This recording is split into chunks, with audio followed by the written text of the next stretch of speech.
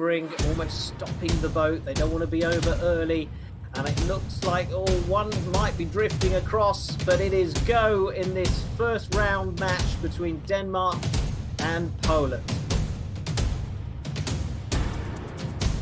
The positions you do not want to be in are first and fourth, because then it's a draw and you will lose. One with another one. Swiss will get the win. Yeah. Roxy Jr. just penalized Kwabi. Kwabi dropping down. Now it's time. It's Susie attacking Moonflower. No, she missing Roxy Jr. Yeah, very interesting battle in this first downwind. We saw the whole fleet coming to that first windward mark, very closely packed, all next to each other. Piccolo, Captain General, in the wind shadow, Alec. A bat has come. And General hasn't found the wind at all yet. He's so slow. He's a knot slower than the Swede. All he's got now is his right of way, and it's a penalty. To General.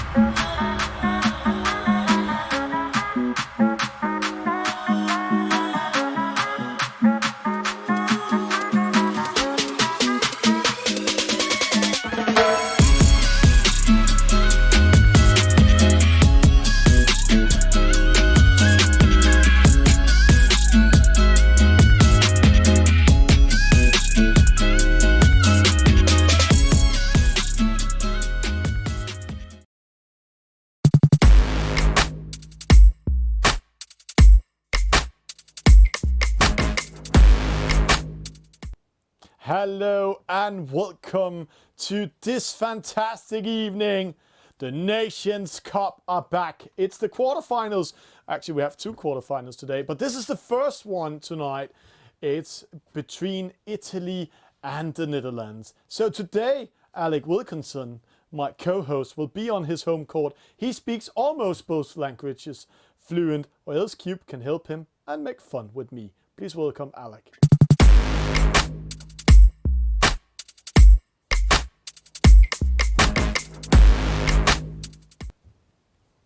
Yes, hello everyone. I almost speak Italian and English. So buonasera, se ci seguite dall'Italia.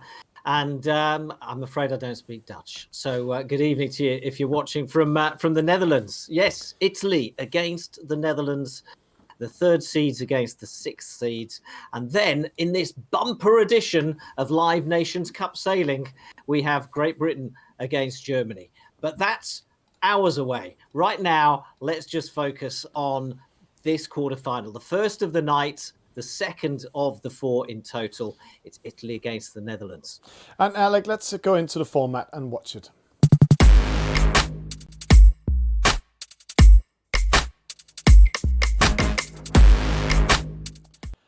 The format is quite simple, Alec. We are in the quarterfinals today. We are on the right-hand side today. We have Italy versus the Netherlands and Great Britain versus Germany. And what a battle, Alec.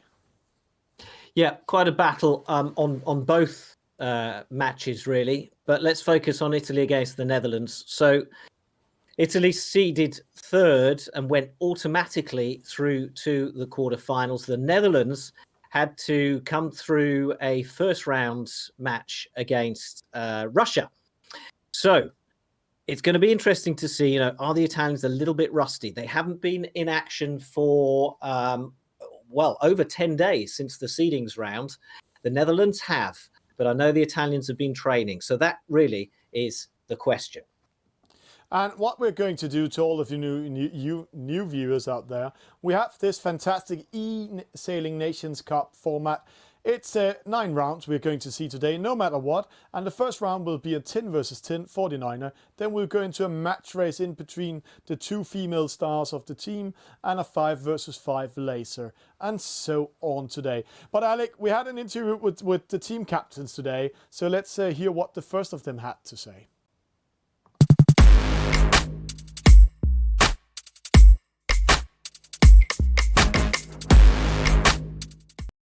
Italy captain Stefano, thank you for joining us. Benvenuto in trasmissione. Buonasera, buonasera da Chioggia, vero? Grazie, buonasera. Thank you everybody. Good evening. Adesso parliamo un po' in inglese così ci capiscono tutti. We'll speak in English so everyone can understand.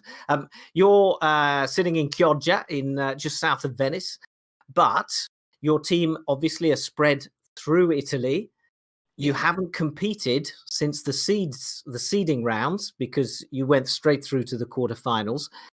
Have you been busy training or not? Yeah, it was hard in this time because we have a lot of changes on our team because it seems that some players cannot play this day or the other day. So we have a lot of trouble to fix the team. Anyway, yes, but you've brought in 2 really strong players. Yeah, yeah. But at least at the last time, there was some very good player, very excellent player like Luca or Filippo, which cannot play in another day. So when we choose the right day, it was well. Okay, we down. we found the right day for playing. So you brought in Rocco, who's Italian champion, Mascalzone Sabino, who's also really experienced. Yeah. How do you organize the team? Do you with the training and the tactics and so on? Yeah. We have every evening some training session with some players, which is with the female, with Rosalba Sosi, and with the F50 team and J70 team. So we have a lot of training session in this period. So we see the other teams, Spanish, French, also was training. So we train together or sometimes train alone with our sparring partner. Just finally, I see from your T-shirt you are a race official. But you have been sailing all your life, haven't you? Yeah, I was sailing since I was six year, an Optimist, then laser, then a snipe, ORC, and IMS before. I'm so old. And now I'm the owner and the helmsman of a Malgas 24 class. Okay. Well, very good luck in Bocca al Lupo, as you say in Italy. In culo alla balena. But in Italy it's very cold this period, so I have to cover me. Sorry. Okay. Thank you very much. Goodbye, everybody.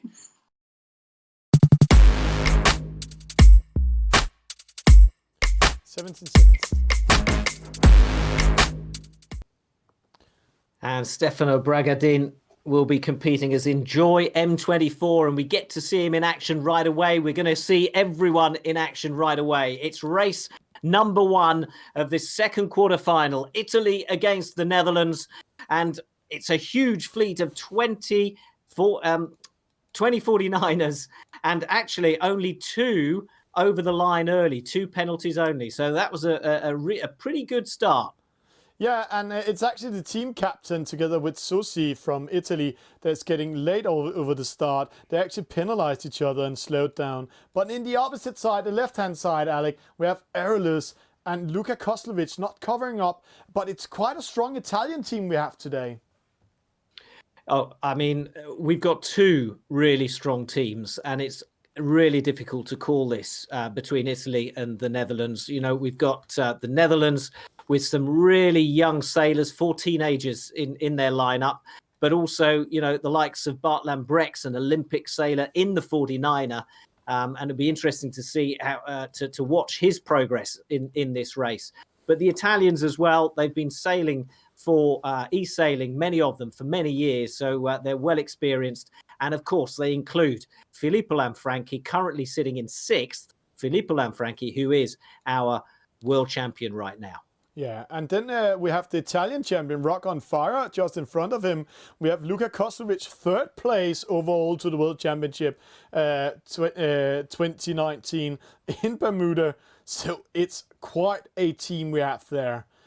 But it looks like the Italians are having a good start, Alec. 5. Yeah.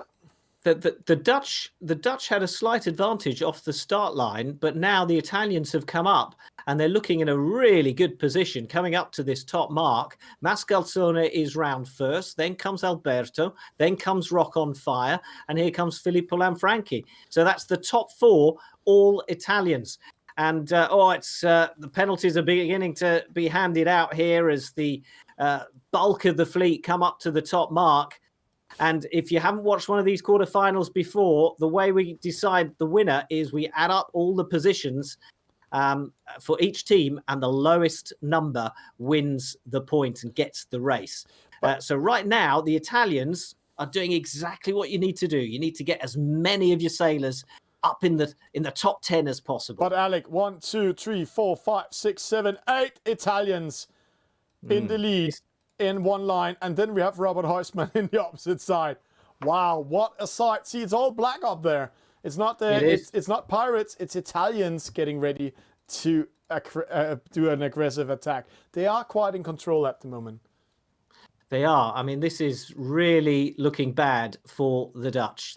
Almost the top 10 are all Italians. That's quite incredible. So here they come with their black spinnakers and the Colosseum painted on top. They come to the bottom mark. We're at the halfway stage, and time's running out for the Dutch to move up the fleet and catch the Italians. Yeah, I have to say, and Cube, you please join in and also confirm it. It's pretty hard for the Dutch to come back. 10 Italians almost in top 10. Well, yes, you're right, Thomas. This is indeed a very difficult position now for the Dutch to come back.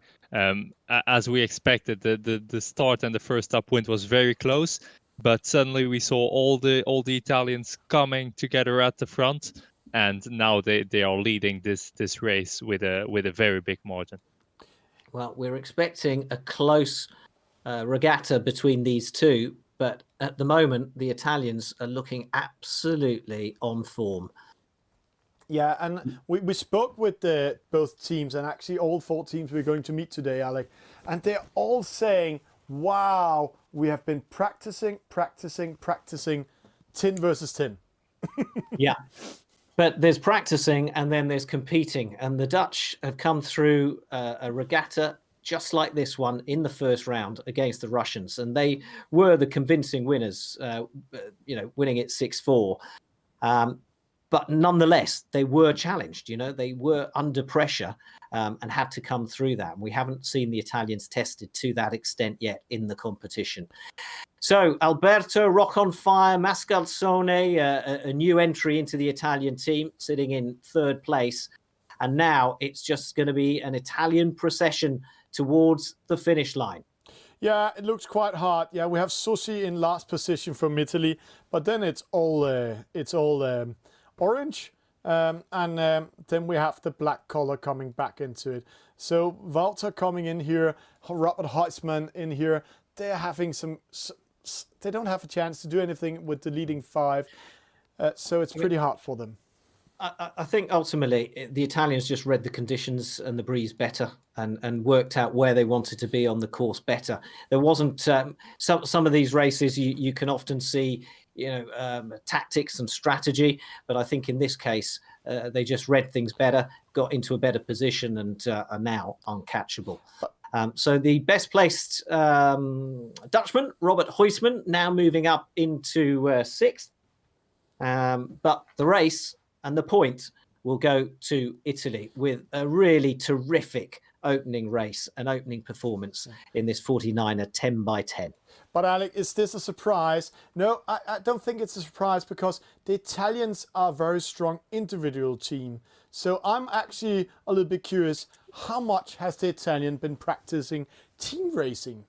Because when we watch the Italian team, Alberto Carrero been playing for many years, Pepe D'Amato, top sailor, David D'Amato, gin tonic, his little brother, top sailor, Filippo Lanfranci, Luca Koslovic. I can continue naming top sailors from the Italian team individually, but how will they compete together? That is the question after race number 1.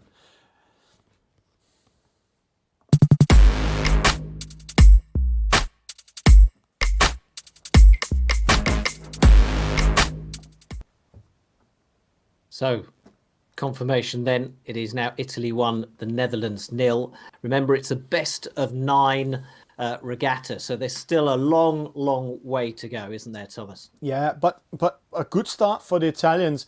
If the Dutch were a little bit nervous, then they should be more nervous now, because at the moment it looks like that the Italian had top 10 positions, all 10, so all 10 players in front of all 10 Dutchmen. And that's the first time ever we see that. But again, it's all about team play, Alec. Team play. We have 4 races where it's all about individual skills, and then we have 5 races where it's team skills. And we saw the Dutch last week doing so good in the team race. But while we're saying that, Alec, we had a pleasant talk with one of the Dutchmen's, one of their shared captain roles, Robert, a young guy. Robert Huisman. I mean, they are a young team, the Dutch. They've got a wide range of ages, and we talk about that in the interview with him. But the youngsters have got real poise, and they're incredibly experienced despite their young age, both on real water and in the virtual waters. So let's hear from them now and see what plans they've got for the rest. I think we will wait that fantastic interview to just after the match race, because I'm just getting a confirmation from race officer that the females players are ready. So let's join into the females instead of, and take Robert then after.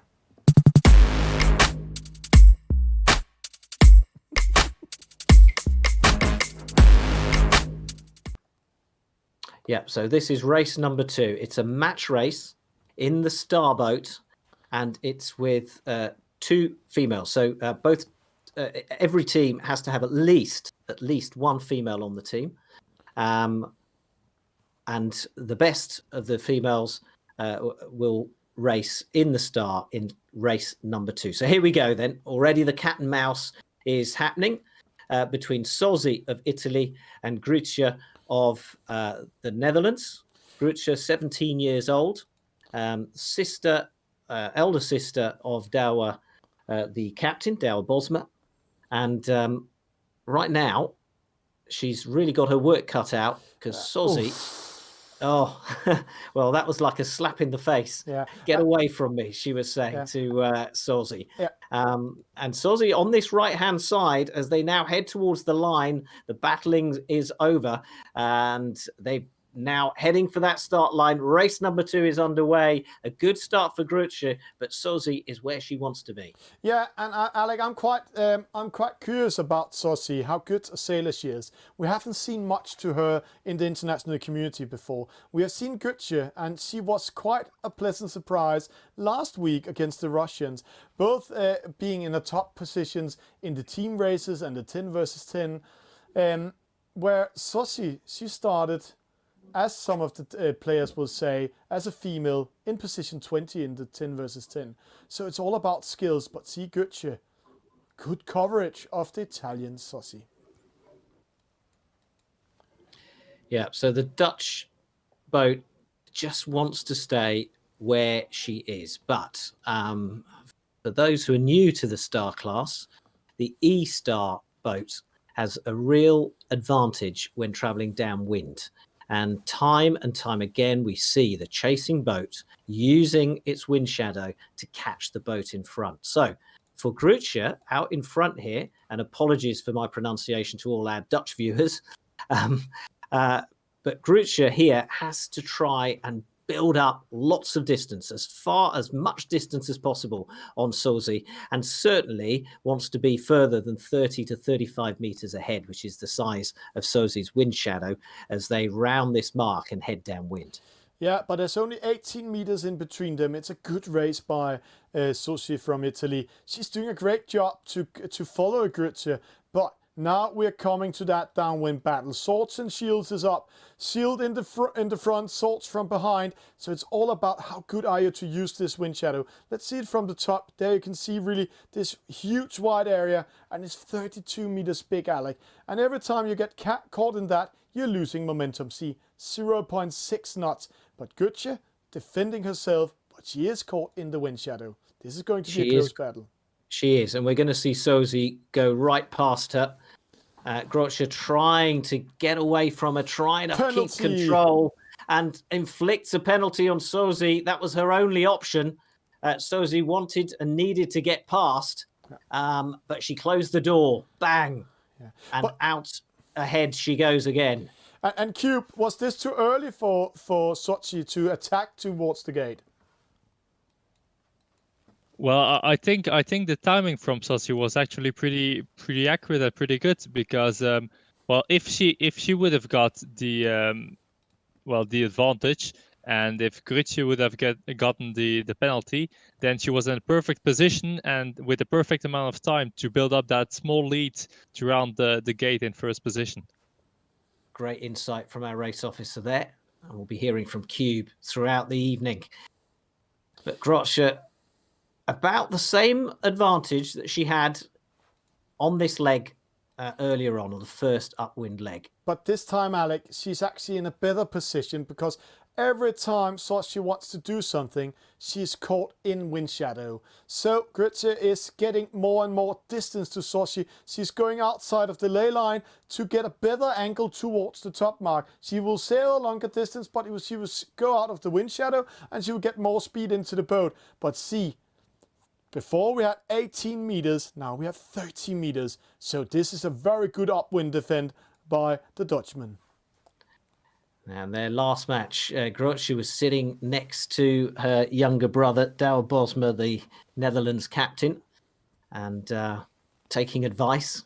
She's got less experience than him, so he was helping her with some advice, which is all good and all fair. And in fact, a lot of these sailors are sharing chat rooms where they can communicate and talk and coach and discuss tactics and strategy.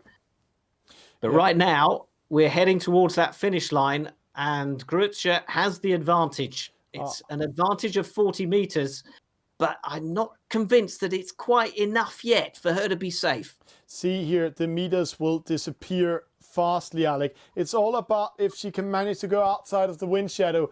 This might be one of these endings on the finish line, but it's all about how close is the finish line to the fleet. 1/3 of a leg back. This is going to be close, but very well defended by the Dutchman. But see the Italian coming close, Alec. Now it's all about defense. Let's see it from the top. Sosi has just halved the distance, and it's coming down. And now she is bow to bow. Grütze just with the advantage. Can she lock out the Italian? Let's have a look at the finish line. How far has she got to go? And she's done it, but a penalty, but it's too late. And the Dutch woman wins the point and squares up the regatta. Oh, right on the line, but it was enough for Grütze.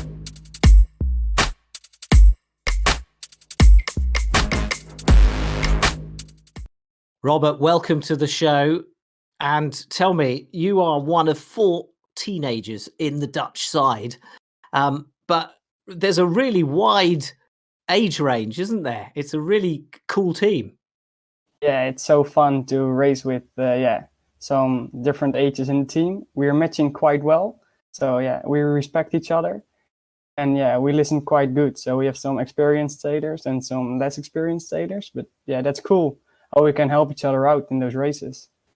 And Danny, I think, is the oldest, in his 50s. How does that work? Yeah, it's fun because Danny, yeah, he kind of connects the whole group. He knows some other guys from the southern part of the Netherlands. So yeah, he knows the most people, I guess. Danny is well known in the eSailing world as well, so that's funny.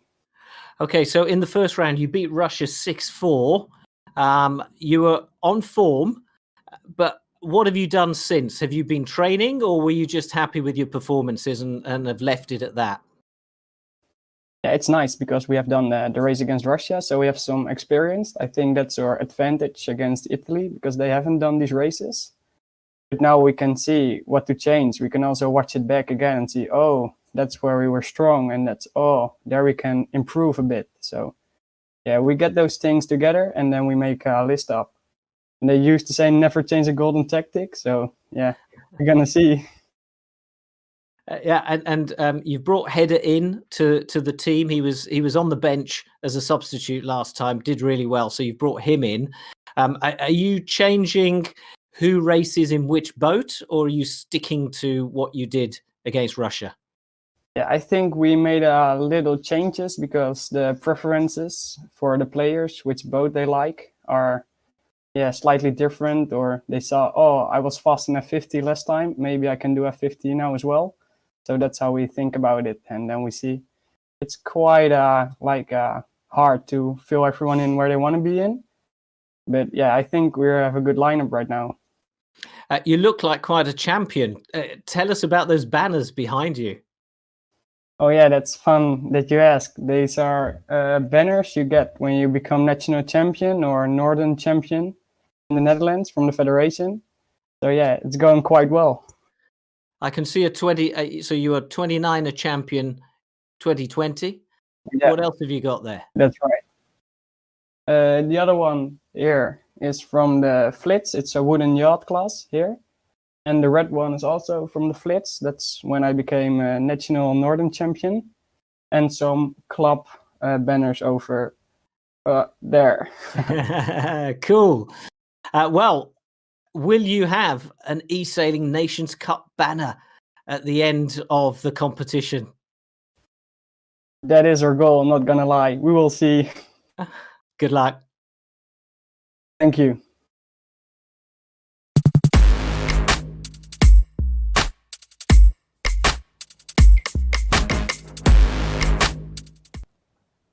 Yeah, some really talented youngsters in the Dutch team, but a great mix of ages and types and personalities, and they are really enjoying themselves in this Nations Cup. And it's 1-1, so we pretty much start from scratch, and race number 3 of the 9 is in the laser, and it's 5 against 5. So we've got 10 boats in total out on the water, and they are just trying to sort of decide where they want to be along that start line. And I'm just trying to see, where's Bart Lambrechts? Is he in this? No. No, he's not. No, I'm just... So we've got Whip, Wouter, Hiddeschraaf, Gristia is back in action, and Binder representing the Netherlands. We'll run through the Italian team in a moment because we're just on 0, and it is go, and it is 3 false starts. Hit it with a false start. Yeah, and they go back, and he starts again. Luckily for him, 2 penalties to the Italians, putting him in here. And Alex, see what's happening up here? It's like they're pumping the boat. Cube, you need to help us. What are they doing? Yeah, right. Like you're saying, they're pumping, and basically what they're doing is when the wind is strong enough, they actually use the speed that this boat has on the downwind courses in their advantage to use it on the upwind course. So by bearing away, they gain some speed, then they luff up again, and they use that speed to accelerate and to go even faster upwind. Some rules different in eSailing from normal sailing, and that is one of them. Yeah, Nico and Luka Koslovic out in front for Italy at the moment. So again, the Italians well placed, but remember, it's all about getting as many of your team as far up the fleet when you cross that finish line. So we've got a long way to go, and we'll see who is near the front in a few minutes' time. But Gristia has got away well in second place. So we got two youngsters there. Luka Kozlovic, the 16-year-old from Trieste, up against Gruzia, the 17-year-old woman in second place. But it's quite a young team. We also have Hidden, we just saw from the Netherlands in this race. So the youngsters are dominating. And then we have Gin Tonic. He's not a youngster, but he's the younger brother of the D'Amato family. There are 3 sailors from the D'Amato family, and this is David D'Amato coming in here. But see the mark rounding coming up, Ali. Let's go to a 2D view. Then we can see the battle. See penalty to Nico from Italy, made by Grütze. Well played by her. Wimp coming in. Great race. And the two Dutch boats avoiding each other, not giving each other penalties, which is what's just happened between Nico and Sozi. And that can often happen in that first mark. Everyone's really excited and they're pumped up. And sometimes we've seen lots of, as Thomas calls it, friendly fire with teammates giving each other penalties. Yeah. But at the back of the fleet, there are a few little battles going on, aren't there? They seem to have paired up. Wouter and Binder of the Netherlands up against Gin Tonic and Alberto of Italy. Yeah, Wouter and Binder, they just need to slow down Nico. See, he got a double penalty. He got a second one up there, dropped to 6. So Gin Tonic, Alberto and Nico, they are under pressure by Binder and Wouter. And they're going to be aggressive on them and make sure they cannot do anything to Hidden. Because right now, it actually looks okay from the Dutch, but it's still Luka Kozlovic in the lead. And Alec, remember what I said, this is team racing.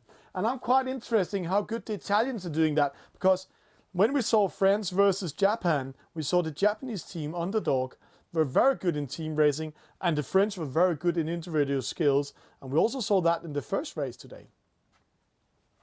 Yes, we did. But what we saw between the Japanese and the French was just the better team won. And without a doubt, the French had the best individual e-sailors on the team. But Japan, on the night, were the best team. And that is what will decide this regatta as well. And at the moment, the Italians are working well together. We're wondering, would they be able to do that because they haven't had as much sort of competitive racing as the Dutch, because they went straight through to the quarterfinals.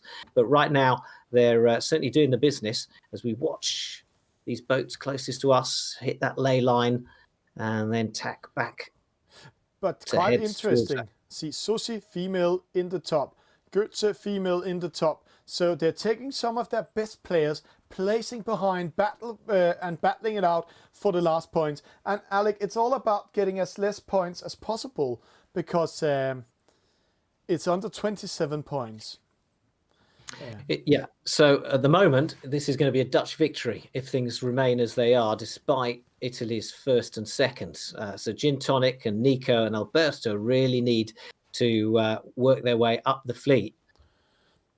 And equally, we're going to have to, Luka Kozlovic and Sozi are going to have to start trying to slow the race down, trying to penalise the Dutch. They are slowing it down. Them. Wind block coming up, double wind block. This is almost as American football. It is team race. See, they slowed down, made a block, and then 3 Dutchmen need to come around them without getting a penalty. So they made the gap to Nico a little bit smaller. He needs to capture Hidden, Wimp, and Grütze. But see now here, they're heading downwind, and the chasing Dutch might have the advantage. But Wouter. See here, we know a little bit about Wouter. He has a key position against Gin Tonic. If he wins the battle against Gin Tonic, then the Dutch can actually win this. Oh yes, they can. They're in a good position. The Italians with the advantage.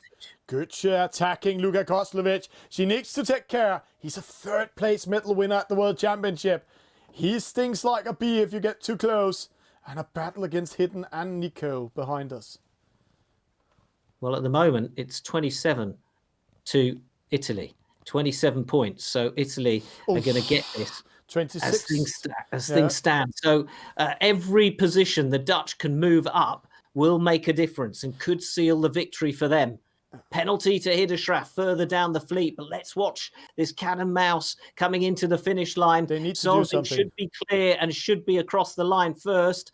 although Grisja's coming in and trying to inflict a penalty, but instead Whip gets the penalty. Yeah, but he gets second still, and it looks like Grisja got third. That might be important, but here, again, important point. Penalty, but Hidden takes it. Does he win it? Oi, oi, oi, oi, oi. This is on the finish line, and then we see Alberto with a penalty against Binder. That might be the point, losing it. Oh, the fleet was shuffled around. They like picked up the pack of cards and threw them in the air.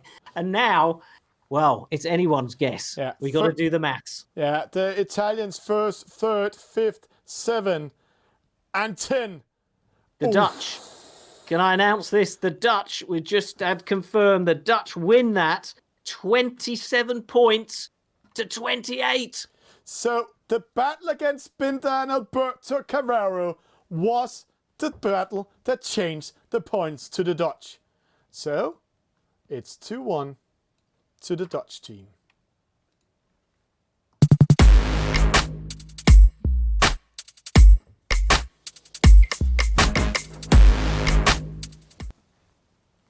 And that is what is so great about this format, because you watch, the winners of the race crossing the line, a huge battle, and you think that the result is going one way, and then right at the back, there's this tiny little fight that no one's really taken much notice of, and that is what decides the point in the end. But it was amazing to see the Dutch doing their downwind, because it was like they were picking the fights they want to pick. They were communicating about who was going to win. And Binder, he actually put himself in 10th position, close to Alberto in the downwind. I saw that. And then, just before the finish line, penalize him, take 9th. Yeah, stunning stuff. And but we heard that communication is key. We've heard that in the interviews with the captains. And often it's not just the teamwork, but it's the systems that the teams have managed to put together to communicate, whether it's verbally or whether it's in a chat room.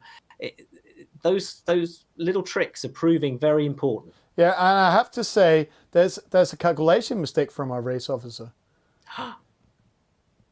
So the Italian wins. Yeah, actually, he made he made one. It's 26-29 to the Italians.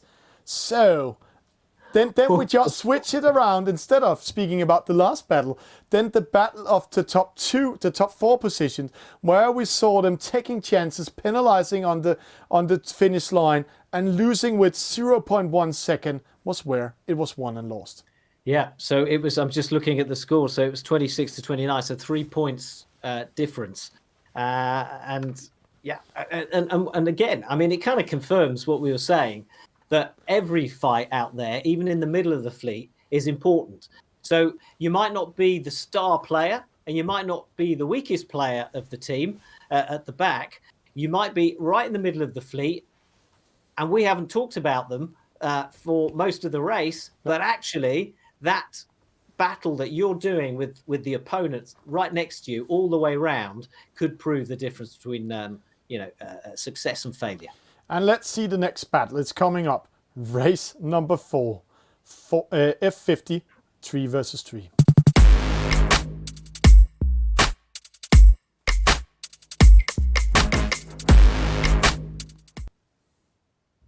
Yep, it's the F50. But as we go into this, just to confirm then that it is, we've had 3 races, and at the moment it is Italy 2, the Netherlands 1. So it's Italy 2, the Netherlands 1 after 3 races of this quarter-final.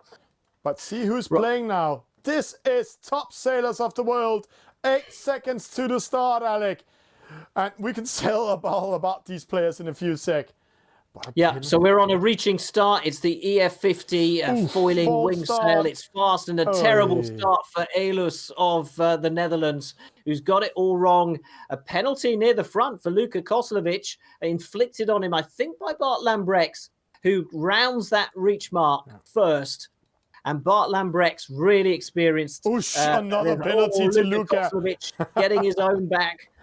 or having another penalty on him again. Yeah, this time Bart got one from Filippo, and that's the two best players in the world.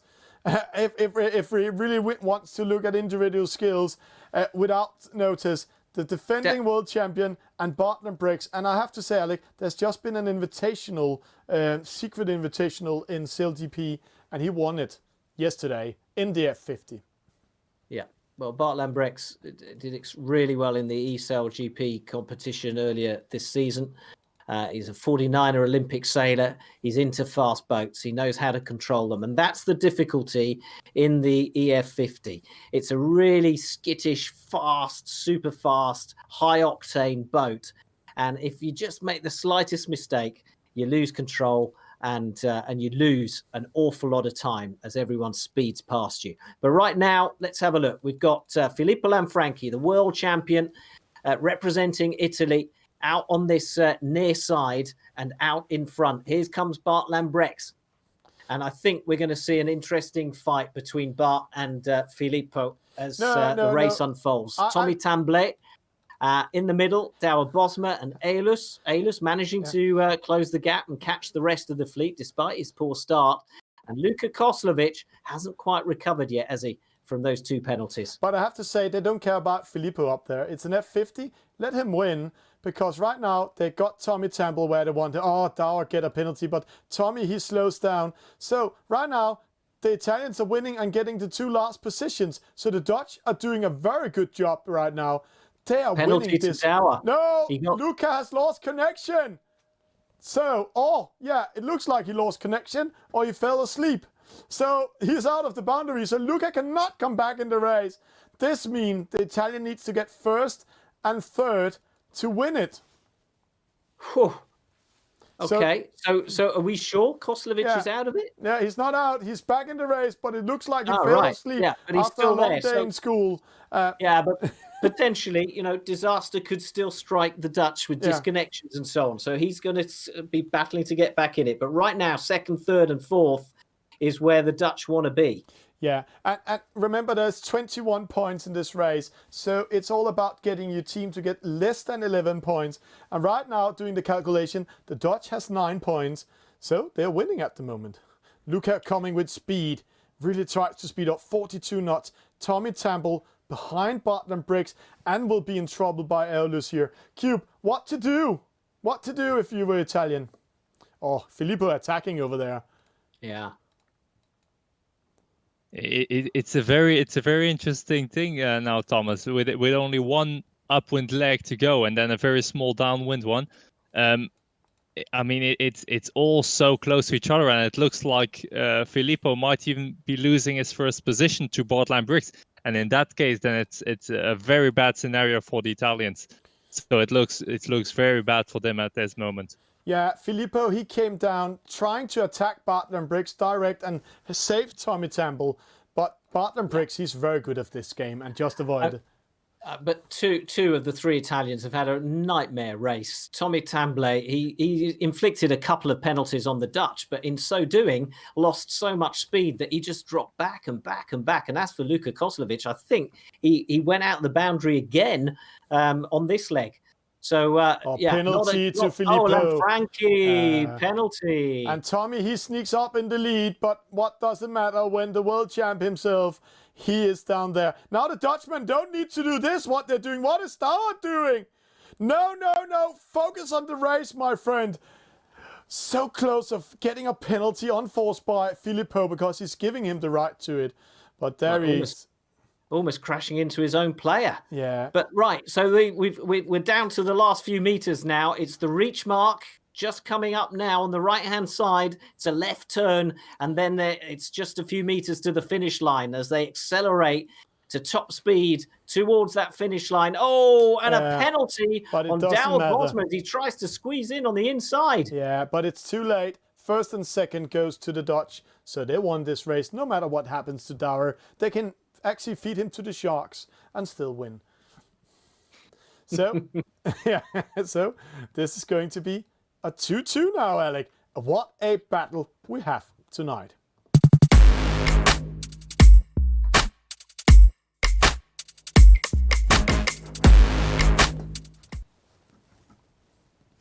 Well, we were discussing before coming on air, who's going to win this? And being a perfectly neutral commentator, of course, I said, I don't know, but Forza Italia. But, on paper, really difficult to separate the two. And the scores say it all. Yeah, the score says it all. The Lions are eating up the pizza country. So I'm not saying more. If you like what you want to see or want to try it, it's 2-2. and want to see more about the game, this is how you can play it.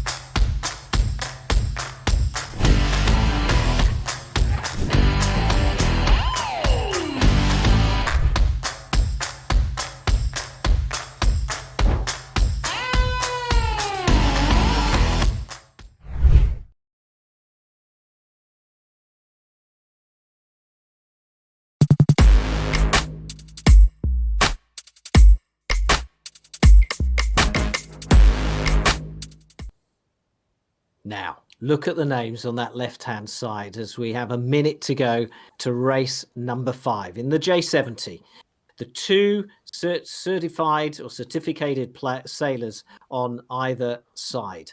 We'll explain that in a moment. But basically, we've got the world champion of Filippo Lanfranchi.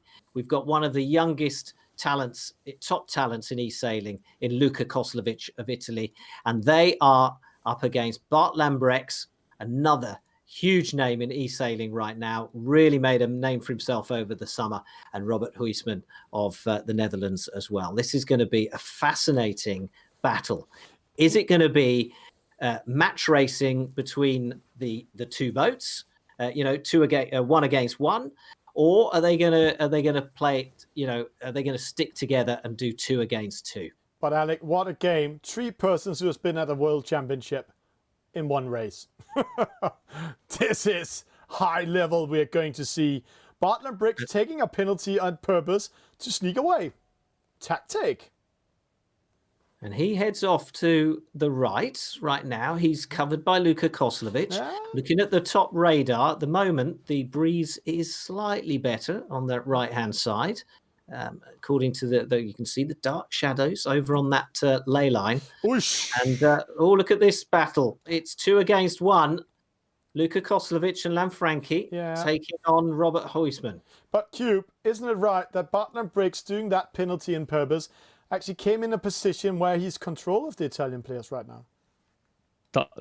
Thomas, this whole game at the moment it looks so professional. I mean, we had the perfect timing from Bart Lambrechts having that 10-second penalty, coming over the start at perfect speed. Then Robert taking away the two Italians to the left side, giving Bart the chance to come back. And now Bart is in first position, and he can slowly start slowing down the Italians and bring Robert back to the front. So it's perfect tactics from the Dutch team at the moment. And Alec, that's said by a half Dutch. No, I'm just making fun. He's from Belgium. Cube coming in there. But I have to say, what a beautiful race we have here. Filippo and Luca communicating and fighting together. They know each other quite well. Bart and Robert coming in. The oldest guy, Filippo, in trouble. Is he sitting in his ice cream shop at the moment, Alec, and playing? We actually don't know. Well, I wish I was there having an ice cream with him, to be honest. Bart Lambrechts with a slight advantage over Lanfranchi, but it's going to be so close coming into this top mark. And this is probably the race out of the 9 in which we really get to watch strategy and tactics. And they will have decided on these before they started in their chat room. But I know the Italians have a player that isn't taking part. You're not going to see him actually competing. I think his name is Claudio, who we saw compete in the earlier rounds. But let's just watch him come around this mark right now. See what Bart is doing. He's slowing down to get Robert coming back. See, and now he's getting ready to slow down Filippo. What a tactic there. This just shows how high a skill Bart Lambrix is, but also the two Italians, that they're not getting a penalty, and Filippo coming in on the inside, ready to penalize Bart, and then he does slow down again. Luca goes around, and Filippo on the inside. No. Oh, that was more like rugby than sailing, but it worked. Lanfranchi powered past. I thought he was struggling to get his spinnaker launched and to get round the mark, and I thought we were going to see penalties, but no. Somehow, Koslovic and Lanfranchi, he's just there you go. Take that, another little punch to the midriff, keeping Bart Lambrix away. But it succeeded, Bart. Now he has Robert in front of it, and he can attack from behind. Luca, he's out of the battle right now. So Filippo, he needs to battle two Dutchmen while Luca is sneaking away. And remember, do you remember when we saw the Danish team against the Polish team? This game can be a tie. They can get 5 points each, and the winning team and the losing, and if you're winning it and it's getting a tie, then you're actually losing it. Yeah, if it's a draw on points, then the winning team will lose the race, simply to encourage team racing. And we're seeing that now, because Luka Koslovic and Filippo Lanfranchi are now first and second. Cube, I have a question. Didn't the Dutchmen choose the wrong gate to go around? See how much they lost? Yes, Thomas. I was just ready to say it. I think that was the first mistake from the Dutch team in this race, apart from the perfect move there from the Italians at the top wind mark. But here, they choose the wrong gate. And why? Because, they give the opportunity. They gave the opportunity to Italians to split up. And then they had their first man actually able to just tack on top of the Dutch and hold them back and make sure that their second man came in the front. And that's exactly what we're seeing right now. So a small mistake from the Dutch. It's not so big because the distance is still small enough, so everything can still happen in this last downwind. Great maneuvers from Lanfranchi. I was watching him come round there, staying really cool. And now, can the Dutch use their wind shadow, which is about 30 meters on this downwind, to catch the Italians? Look at this, our aerial shot. And that shows that Lanfranchi is being affected slightly by Bart Lambrix, who's chasing him down. And the longer he stays in that wind shadow, the faster. I was just going to say they take a chance, but see, Luca, he doesn't dare to race for the finish line because Filippo is captured and a penalty by Bart, and then afterwards getting another penalty by Robert. Then they lose the race. This is so good. So Cube, very quickly, what can Luca do to help his teammate? So what Luca can do is actually start luffing up and start attacking one of the Dutch guys like Bart. Oh! But it looks like it's a bit too late. Oh, there's the finish line. Let's watch this now from this angle so we can see the distance. And it's a penalty to Lanfranchi. They're going to win it. Bart Lambrix comes through to win it. But Luka Koslovic was going to take second. No. But Robert Huisman gets second. And they've completely swapped positions from where they were at the top mark at the start of the final leg. And it is Holland first and second. Point to the Netherlands. What a race. 3-2 to the Dutch.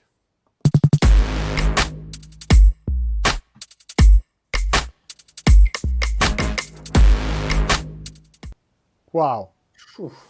Yeah, well, I said at the start, didn't I, that the strategy and tactics in this race are this is often the best format to see that. And wow, well done to the Dutch for just sneaking across the line there, but a great battle as well from the Italians. You know, Yeah. I'm not sure quite what else they could have done. Now, I have to say, it's actually well played by the Dutch, because for a moment it looked like they were losing because of that big mistake at the gate mark rounding.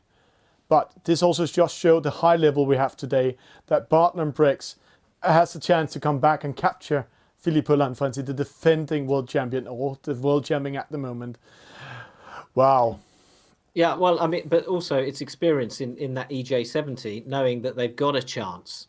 They've got a chance to catch them on that final downwind, which is why this is a great boat in eSailing, because it often gives us a grandstand finish, as it did just then. Yeah. And from 4 top players to 2 new top players, the 2 champions of their countries, Dao Bosma and Rock on Fire, are ready in a match race.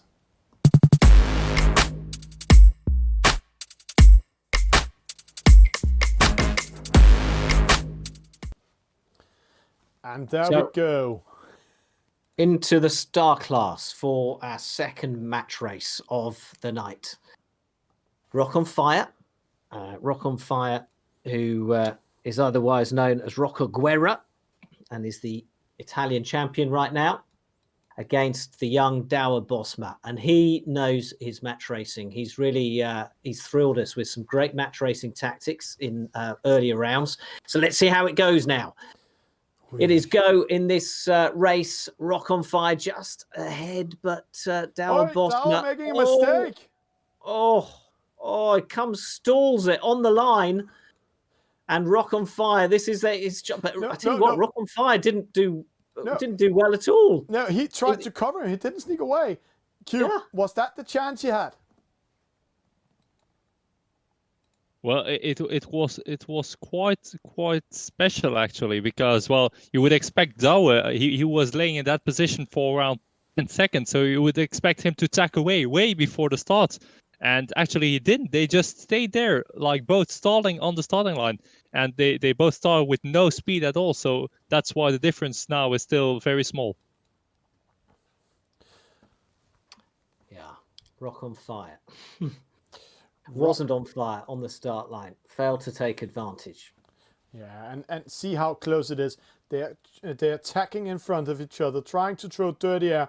Dower, he wants to actually move Rock on Fire a little bit further out so he can get more speed and get away from the wind shadow.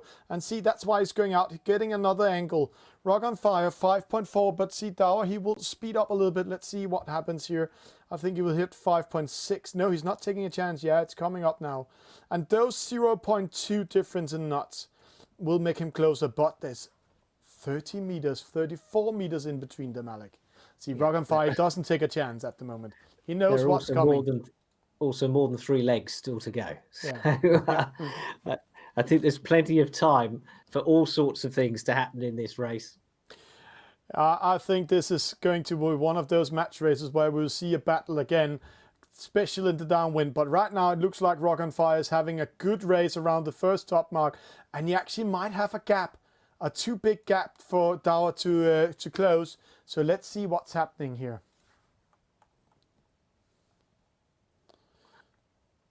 Yeah, so off he goes, Rock on Fire, downwind, and now we can say he's about 30 meters behind Dower Bosma, which, well, that's still enough wind shadow to be able to affect Rock on Fire and close the gap. He might not be able to catch him yet, but he can certainly close the gap. Yeah, he is closing the gap nice and slow. There's 0.2, 0.3, and now Rock on Fire just trying to get outside of the wind shadow of Dower all the time. But see, the ley line is coming closer to him, and if he goes too far away, then Dower will go on the inside of him and try to speed in front of him. Let's go to another angle to see that. See, here you can see it. Then he will try to speed in. So, and now he's captured, and he needs to go in front of Dower's wind shadow, and Dower can go on the inside. But he doesn't. So there we go, closing the gap on the inside. Now he puts in, another maneuver and inflicts the penalty on the Italian, and that's it. The Dutchman is going ahead, and it's all about Rock on Fire now having to catch Dower Bosma. But Cube, wasn't that a little bit lucky from Dower, or was that well timed? Well, it's always very difficult to say those things because, well, we're not sitting right next to the skipper, so we can't see what they actually did and what they were thinking. But this looks like a move that is that is, well, typically for Douwe. I mean, he's doing these things a lot of times, and we saw him do it already. So it's no surprise to me if this was on purpose and a very good timing. Yeah, doing the Douwe. That's what it's called. Timing your attacks perfectly. So, Alec, you just invented a new move in the game, doing the Douwe. So please in the chat, is it doing the Douwe? We will see that later. But here we can see Douwe pressing out Rock on Fire. But I'm actually a little bit afraid for Douwe now, because he's better of attacking Downwind than defending Downwind. Is this a wrong move from him? Cube, we know him that well, and you also know him quite well, Douwe. Is he good of defending himself? Because it's best to be in the aggressive part, isn't it? Well, it will all depend how he takes this downwind. If we see that on the first part he's being not defensive at all, and for instance he gets a penalty which puts him in last place, then he still has plenty of time to recover from that penalty and to come back in the lead. So it will all depend on how Douwe will take on this last downwind, to be honest. Yeah, well, there isn't that much between them distance-wise, is there? So we can predict that Rock on Fire is going to catch Douwe. But what can Douwe do to stop him going past him and taking the victory? He can go to the left-hand side, but see the ley lines, Alec. He's already all outside of the ley lines. So if he's getting too far away and Rock on Fire actually managed to get him far away, let's see it here from the chopper view, then he can go on the inside, and then Douwe is too far away from getting into an angle to the finish line. So that might be issue. So there will be a battle, and let's see it's coming up here. Yeah, Rock on Fire is on fire right now. He's got Douwe on the run. No, Douwe just make a move, try to go behind him. So if you see it here, from this angle, Douwe actually tried to make a 360 to come behind him. And Rock on Fire needs to stick on his tail. And there it succeeded for Douwe. So he's switching the move. So he's in the attacking. Yeah, the Italian is past. But can he manage to get enough speed to accelerate away from the Dutchman? Or are we going to see another overtake just before the finish line? Let's see where that finish line is. Let's get an idea of distance to the end. It's not far, is it? It's here and now. It's going to be battle. He's going right. He's wiggling his stern. He's trying to keep the Dutchman off him. And the Dutchman might be through here. He actually make Rock on Fire come to the left-hand side. It's side by side. It's on the finish line. But Douwe has the speed. No.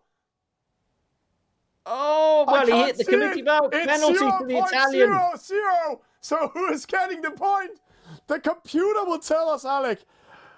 I think the victory was for the Dutchman. We will see. The computer decides. Douwe takes it, winning less than 0.0 second in front of Rock on Fire. Wow. That's a close race, Alec. That is a very close race. So, 4-2 to the Dutchman.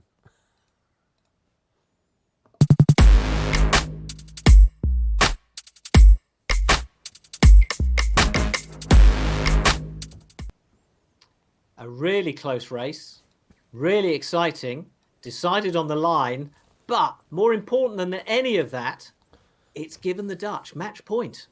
The next race could knock Italy out of the Nations Cup. Yeah, and I have to say, it couldn't be more exciting.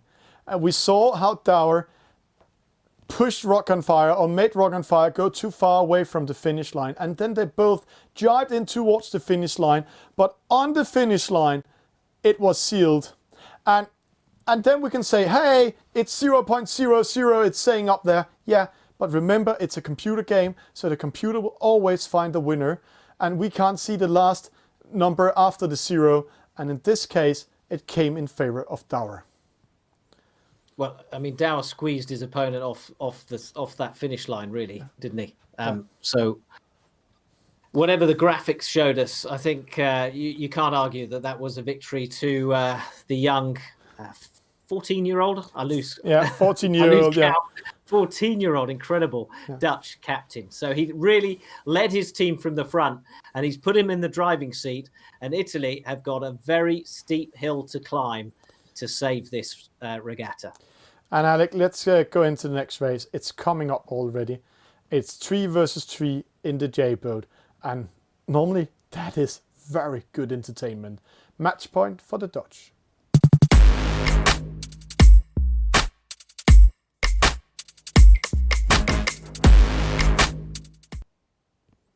Yeah, if strategy and tactics are your thing, after the laser 5 against 5, I think this J73 against 3 is definitely up there and one worth watching. And who have we got? We've got Alberto Carraro, Rock on Fire, and Enjoy, the Italian captain, up against Wouter and Binder and Robert Huisman of the Netherlands. So and on Alec, paper, yeah. I would say that the Italians have the more experience of the two teams. I was just going to say that that's a very strong Italian line, but penalty to Enjoy, penalty to Binder, and then we can see Alberto ready to covering up Wouter, but Rock on Fire is covered by Robert Huisman. Whoosh. Binder sneaks away, or what does he do here? Not the best start for the teams. It looks like a good start for the Italians, but let's see how this will unfold. It was quite a calm start, wasn't it, really? It wasn't as aggressive as I thought it might be. Very the Italians, tactical. Yeah. They've obviously got a plan, and they're going to stick to it. Yeah. And I have so to say, closest to us, next to Enjoy, we have got Binder with the rainbow unicorn on his sail. And Enjoy covering him quite well. I was going to say that Binder could not tag up towards the top mark before because Enjoy was covering him. But Enjoy need to tag up to also covering Wouter that's coming in here, or else he will be covered by Wouter. And then we can see Robert Huisman. He's maybe, I have to say, the best Dutch player, individual player in this team at the moment. He's battling both Rock on Fire and Alberto Carraro. That's a huge battle he's taking in. It is. And Alberto Carrera, hugely experienced, isn't he? And actually, am I right in saying he actually plays his eSailing from London? Yeah, he's sitting in London, where he's living together with his girlfriend who's studying there. So he's in London, where the rest of the team are in Italy, but they communicate in Italian, like you can do. Rock on Fire coming in, pressing Binder. Binder just tack away. Robert Huisman does a counter attack, but where? See, Wouter is lost. Yeah. So Wouter right at the back on this left-hand side on the ley line. it looks like the Italians is killing it. Yeah, early days yet, though. Yeah, but it looks hard. What do you think, Cube? I have to say, Alec is saying early days, but my experience is saying here, if Robert Huisman don't do anything, then it's lost. No, I'll have to agree with Alec on this one, Thomas. This is just still very, very closely packed, and Binder is actually in a very good position to end up in second place. So if he gets second, then he can just do more. That he gets a penalty. Rock on Fire kills him, Cube. It's always right when I'm saying it. So. But still, it's very close. It's not over yet, Thomas. But Cube's agreeing with me, so he must be right. Here we go. Top mark. First two Italians coming in. Rock on Fire and Enjoy, their captain, coming into the top mark. And then we've got Robert Huisman for the Dutch. And then an interesting battle here, side by side. It's Binder and Alberto Carrera of Italy. Alberto just gets the advantage. Yeah. I have to say, the fans out there, Alec, is giving me right, because right now it looks like the Italian's sneaking away, and Robert has this irritating Italian in his tail, trying to slow down the lions in front of him, Alberto Carraro. So let's see what happens. It's Rock on Fire. It's the J70, isn't it? Yeah. So we're gonna see things changing on the downwind, because just like the Star, it's got a huge wind shadow on the downwind, and we're gonna see, I suspect, Alberto come up unless Robert Huisman can. sort of battle him and The, keep him the, away. the two teammates are getting ready to kill Alberto. Alberto needs to pressure. He's losing momentum, giving Robert Heusmann a chance to go away, to get closer to the leaders. So Walter go in front of Alberto, keeping him behind, pressuring him away. Binder and Robert Heusmann now almost in contact with the leading pack. It looks like the wind shadow is just outside of it, so they're too far away. Oosh. Cube, was this the game? It's a very close well, it's a very close call now to say that it's over or not, because this distance is quite far, and in the J70 you don't need that much distance to secure your win. So as long as the Italians don't make a mistake here, they are in a very good position to finish first and second and secure this win. Yeah. If the Italians finish in this position with a first and a second, they have won the point and they've won the race. Robert Heusmann needs and Binder need to catch the leading pair. Who's this closest to us now, Thomas? Let's have a look. So Binder, he's the best placed boat to catch the leading Italians. But can Peter Binder do it? Does he have the experience and the know-how to catch these two really experienced Italian players? Yeah, and Binder, he's actually one of the older player on the Dutch team, Alec. We know a little bit about him, so let's see if the Unicorn Man can go in and do something about it. So enjoy. Rock on Fire, Heusmann and Binder. Meanwhile, near the back, the Walter. I mean, he's just got to look after Alberto and keep him back whilst the others try and move up the fleet. Yeah, and Enjoy doing a great job here, covering up Binder. And then we can see Robert, he tried to sneak away from the leading pack, but it looks too far. See, let's get closer to it while we're seeing a beautiful city in the background here. And see there, Rock on Fire. Oof, he's too far away. So it might be hard for them to go in. But let's see, everything can happen. There can come friendly fire, disconnection, or they can hit the mark and make an unforced penalty, and that would change everything. Also a wrong tack. Again, we're coming up to another crucial downwind leg, the final one to the finish line. And how many times have we seen mistakes made, wind shadows taken advantage of, and the lead lost? Rock on Fire out in front, followed by Enjoy, the team captain. What's Rock on Fire doing? He's slowing down. He's just doing a tack move and then spinning her up to get more speed and get a bigger gap. Robert Binder coming in. And it's all about meters now, Alec. And it's looking less and less likely that the Dutch are going to be able to catch the Italians. The Italians well ahead and well out of the effect of any wind shadow that the Dutch can cast on them. Robert Heusmann trying to chase as the best placed Dutchman now, but the 17-year-old from Den Helder in the north of Holland, I think, has left it too late. Yeah, and right now Walter is covering up Alberto, doing a small battle there. But it's all about, can they capture Enjoy and see the wind shadows? No.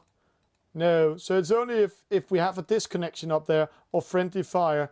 So let's see this funny battle we have down here, because that could be a great motivation for Walter going into the next race if he actually managed to penalize Alberto. Well, can Walter? He's a naval architect. Can he use his knowledge to sink Alberto in front of him? I think he can certainly catch him. He is. But he's running out of racetrack, so he is catching him. But has he got time to get in front of him? Yeah. Great race by Rock on Fire and Joy, crossing the finish line. Then Binder and Robert Heusmann coming in. But let's see, will Walter do it while we're giving 1 point for Italy? First match point, survive. 3-4. Yeah. Italy get to race again. It's now Italy 3. And the fight all the way to the line. It's Italy 3, Netherlands 4.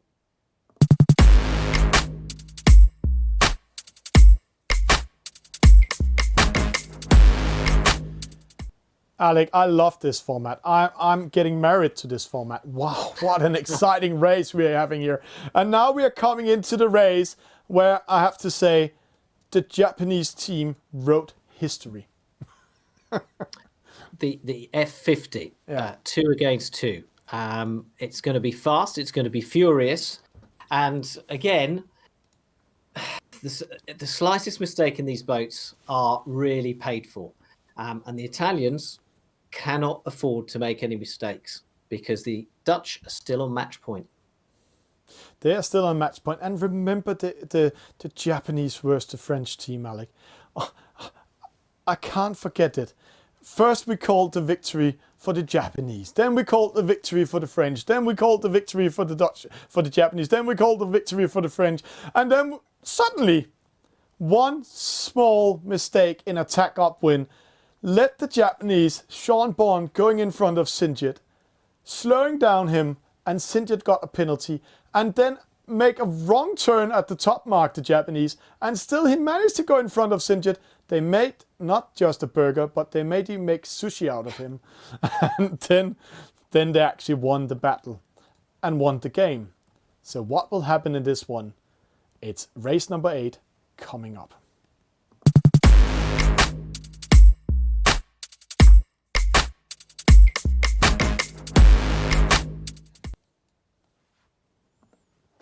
So, who have we got?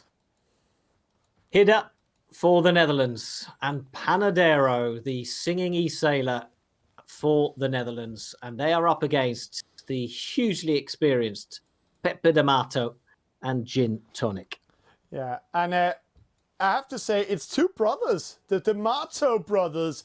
They are sitting in the same room. I know them. David D'Amato and Pepe D'Amato getting ready to battling Hidda and the singing e-sailing star Danny Panadero. Wow, everything can happen. But I have to say, Pepe D'Amato, this is his favorite boat. It is. His dream is to actually sail on an F50 for real. And maybe one day he will be able to do that. We'll see how he does in the next SailGP season, because that is the winning prize. And that is what Deja Vu of Great Britain, who you'll see in action in the next quarterfinal later on, that's what he won in SailGP. But let's follow this race now. Yeah, they've interesting. squared off. Oosh. They've paired off, and already a penalty for Pepe D'Amato on opposite sides of the course. But they're going to come into this reach mark really fast. What sort of speeds are they hitting? 30 knots. About 30 knots, so not the fastest race in the F50, but it's Gin Tonic who's out in front. And look at Pepe D'Amato, how much distance he's losing. Yeah, and interesting. I saw Pepe that penalty. I was just going to say before the start that the Italians was doing a great job being on the inside of the Dutch. But then Pepe D'Amato made a maneuvering and sailed into Panadero. But see here, it's a very light wind course they are sailing right now. So it's all about skills. And here we see Pepe getting ready to attack Danny Panadero side by side. And this game can be tie, Alec. So right now it looks like the Italians are losing, but there's very long way home now. Yeah. Gin Tonic out in front, second Hidda Shrift. Split coming up. This is getting Danny Panadero in trouble, Cube, isn't it? Interesting split. Yes, exactly, Thomas. It's an interesting split, but I know a small secret from the Dutch, and they have this very special strategy that they call voor de lol, and well, it's actually wonderful because it works out every single time for them, and at the end they just enjoy it. Okay, interesting. We will watch it, and I actually think I already see what they're doing right now, because Hidden is getting ready to attack the two others.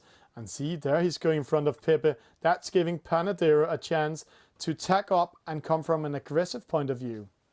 But isn't he too far away, Alec? Well, at the moment it looks like it. But if he catches the breeze just right, gets his angles right, he can close that gap on Pepe D'Amato pretty quickly in an F50. Yeah, but see here. Remember what the Japanese did? Pepe D'Amato, Hidden wants Pepe D'Amato to get closer to him. Let David D'Amato gin tonic sail away. Then he needs to slow down now. Pepe D'Amato then sails into Hidden. No, they're not doing that one. They're still opening up. Panadero coming in. Whoosh. Maybe he should be doing that, Burger, because Panadero, he's in trouble. I know he's good at singing, but can he come back in the race here? He's got it all to do. It's going to be tough. Oh yeah, and Gin tonic is away, and I mean, really, it's who finishes last right now as things stand. Yeah, Hidden it, already getting ready to attack Pepe. That will make Panadero come closer. See, he's winning meters quite fast. Interesting. Yeah, you can see him closing the gap now already. Yeah. A bit more of that from Hidden, and you'll see Panadero and closing. Penalty to Pepe. Pepe D'Amato slowed by the computer. He pays the price for the attack by Hidden. And Hidden now moves up into second. And interesting, now they're going to the right-hand side. What a tactic they did there. Because Pepe D'Amato has a very slightly small chance to come back in the race. He needs help from Gin Tonic. And he's 360 meters ahead, Alec. So he needs to turn around the boat. And remember the Russian Bears when they did that?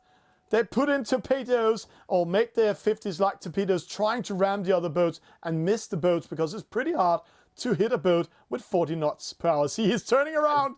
It's coming in now. It is the torpedo, Alec. Let's see.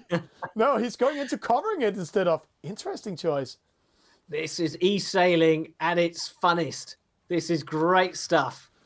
Panadero now moving up into second place, but being challenged by the Lidos. Turn around and come back. Gin Tonic and Pepe D'Amato. It's the two brothers from Bari who are teaming up to try and beat the Dutch. But what a tactic, Cube. I know you're smiling. You're just ready to say something.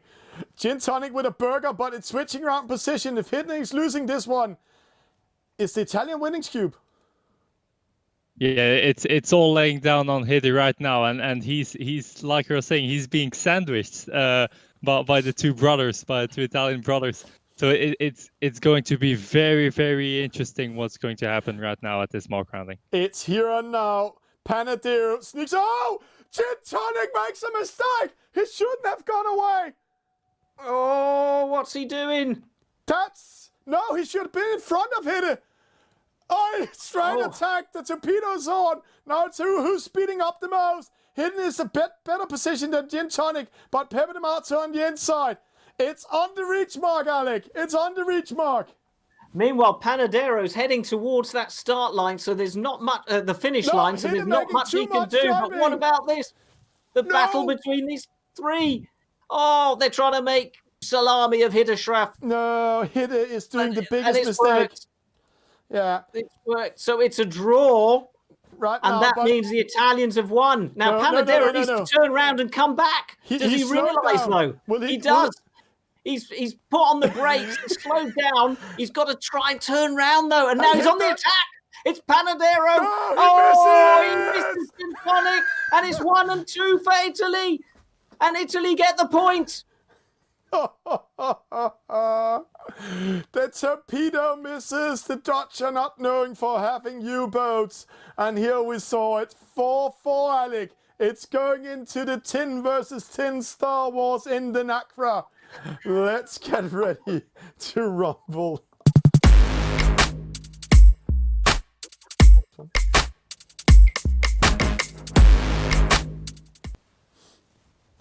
Panadero, 50 years old.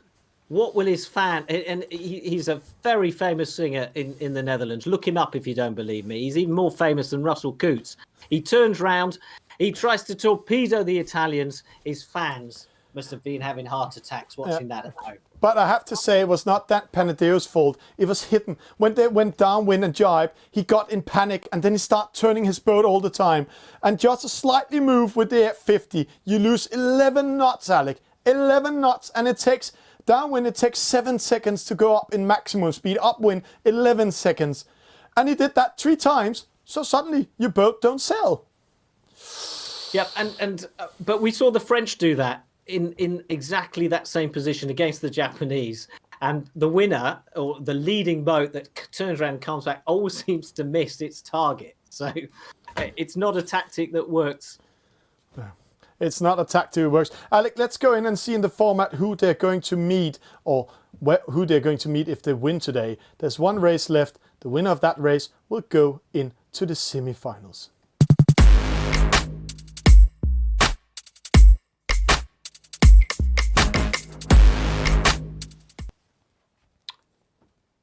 Wow. So the deciding race coming up between Italy and the Netherlands, and the winner will go through to the semi-final to face Great Britain or Germany. And we will know which of those two nations it is in about an hour and a half, 2 hours time, because that quarterfinal, Great Britain against Germany, follows this one.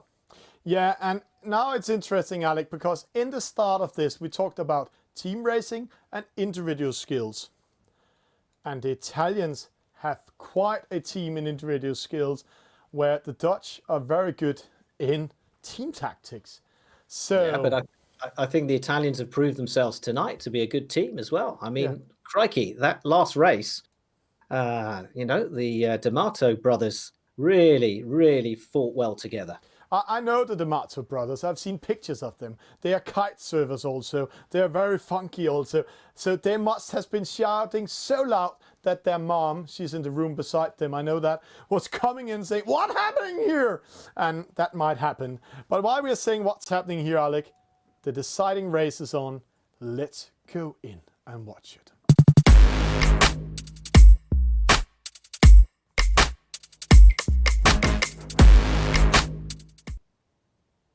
If you're new to the eSailing Nations Cup, may I suggest you fasten your seatbelt, you hold on to the sofa, because this is so fast, it's furious, and I can almost guarantee that we won't know who the heck has won until we've done the maths about a minute or two after the winners cross the line. However, in the race number 1, which was the last time we saw all the sailors challenging together in the race, the Italians got ahead and were dominant. So let's see what happens here.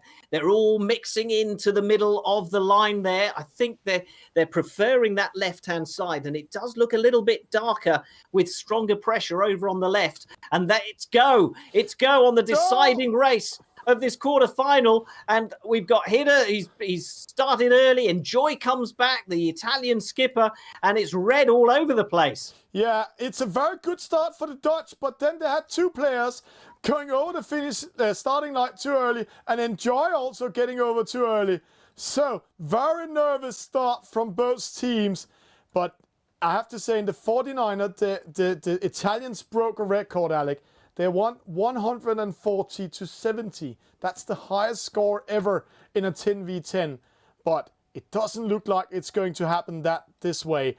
But it looks like the Italians are doing a great job already. Yeah. Susie with a penalty. She's in top 9. That's a hot one. Enjoying back in the race. Tommy Temple in trouble. Let's follow this battle. Grütze. Maybe she should get a killer name. A female killer name. That's her 3rd penalty today. Dal Bosma coming in. Yeah, Susie's dangerous, isn't she? Yeah. Yeah. Lanfranchi, the world champion. Oh, did we have a disconnection? Least. One player lost connection. I couldn't see who it was. Oh, shh. Remember the Irish versus the Swedish. It was a disconnection who made the Swedish win over the Irish. Well, let's hope it doesn't come down to that. It's early days in this race. It's 4-4. Whoever wins this wins the quarterfinal and is through to the semis. Lanfranchi, Gin Tonic, Luka Koslovic have now moved into the top 3. Then comes Bart Lambrex, but then there's a whole load of Italians right behind. So Italy at the moment in the dominant position. Yeah, and I'm watching. I have to say, I can tell that I have 10 Italian players. So the Dutch really needs to speed it up if they want to win this. But it looks like the Italians are dominating it, Alec. 5 Italians in the lead. And this is a 49. It only has a wind shadow that's 23 meters big. So it's pretty hard to capture one in the downwind shadow. See, Tommy is captured. But see how fast it's going. They're not taking any prisoners, the Italians. Their strongest sailors going out in front to make sure they secure the victory. And at the moment, it's 1-5 who are Italian. But even those in the middle of the fleet were inflicting penalties on the Dutch at that top mark. And it's just so aggressive from the Italians. Some really good tactics. Penalty for Bart Lambrechts in the middle of the fleet. And right now, look at the Italians. The black sails heading upwind, first, second, third, fourth, fifth, and sixth. So only Hidde, and this is a repeat really of the very first race, Hidde, the best placed Dutchman in this huge fleet of 20 boats. Yeah, and here we actually saw Mars Sabine Calzone doing a mistake, pressing best VMT button too early and going downwind and letting in the Dutch in this race. But Hidde, he really needs to do something up there. Let's see if we can find him. It's all up to Hidde to slow down this boat, Tommy Temple, and make the other Dutch coming in. And then the other Dutch needs to do the battle with Rock on Fire, Alberto Carraro, Italy, Mars Canzone and Susi to be back in the race. They cannot do anything with top 4 at the moment. But Hidde going away. Yeah. Cube, you need to help us. Can they do anything? It's very difficult for the Dutch now, because with that disconnect that they have, a top 4 for the Italians. Well, I mean, it's not a definite win, but given the positions that they are in right now, means that the Italians are gonna win this race. But I must mention it because I promised the Dutch that I would do it. Like I said earlier, their secret strategy for the LOL actually means just for fun, and that's what it's all about for the Dutch. They do this for fun, and they enjoyed the evening. They enjoyed the whole eSailing Nations Cup. Just for fun, but very serious and very aggressive, and some really great sailing from the Dutch team. And let's not write them out yet, because it's not official. We're just doing the mental maths and saying that it's an Italian victory. It's 1-4 to Italy right now. But Hidde and Douwe Bosma, the Dutch captain, making their way up through the fleet. Tommy Tamble, Alberto Carraro's in there as well in 7th and 8th. But it definitely looks like it's going to be an Italian victory overall. But, we're looking at the front. But the middle of the fleet and what is happening at the back of the fleet will also have a big bearing. So Rock on Fire and Enjoy 16th and 18th. They're a little bit in trouble, losing points, so the Dutch can still go in and take it, but they need to kill those two up here, Sushi and Mars Calzone, and I don't think they can penalize them, slow them down. But it's not over yet. We need the race officer to do the counting. And earlier today, he gave the points to the Netherlands, where it was for the Italians. So that might also be a chance for the Netherlands to win this race, just to make a little bit fun with our race officer. Yeah, so I'll tell you what, let's give him plenty of time to do the maths, shall we? And let's not count, let's not call out all 20 sailors, but still, the top 4: Luca Koslovic, Pepe D'Amato, Gin Tonic, and Filippo Lanfranchi, 1, 2, 3, and 4. And then the best placed Dutch in 5th and 6th, with Douwe Bosma in 6th. Wouter and Bart Lambrechts 9th and 10th. I think Bart will be very disappointed with that. Mascalzone Sabino, a little play on words. His name is Sabino, and of course, he's naming himself after Mascalzone Latino, the great Italian America's Cup team. Robert Huisman in 12th, Sorzi in 13th, and then come a real mix of nations. So we wait, and we have the result. And in the end, it is a comprehensive victory for Italy in this race. Italy 83, the Netherlands 127. So Italy go through to the semi-finals.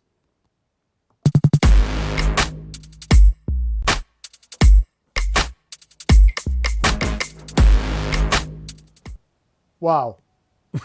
I have nothing to say. What a fantastic regatta. Congratulations to Italy winning over the young Dutch team, but congratulations to the Dutch team for making such a good performance. And if I look a little bit back, I actually have to say that the D'Amato brothers took this win home for the Italians. Yes, they did in that F50. A great performance from them, but also, you know, a great performance from all the Italian sailors who held their nerve. They were 2 match points down against the Italians and then won 3 in a row to come back and take victory. And by the way, I think that might be the 3rd time in the Nations Cup that we've had a regatta decided on the very final 9th race, which is incredible. So I wonder what's going to happen later on in the next quarterfinal, because we started, didn't we, Thomas, by saying that Italy against the Netherlands was going to be difficult to call. Well, what about Great Britain against Germany? Yeah, I have to say, what we experienced here was that's the difference between the age level. The Italians is up age, they are middle age also, where they only have a few young, where the Dutch team is the youngest team in the Nations Cup. But that said, Alec, and all of you fans out there, I see you all in a half an hour to the next big battle, Great Britain versus Germany.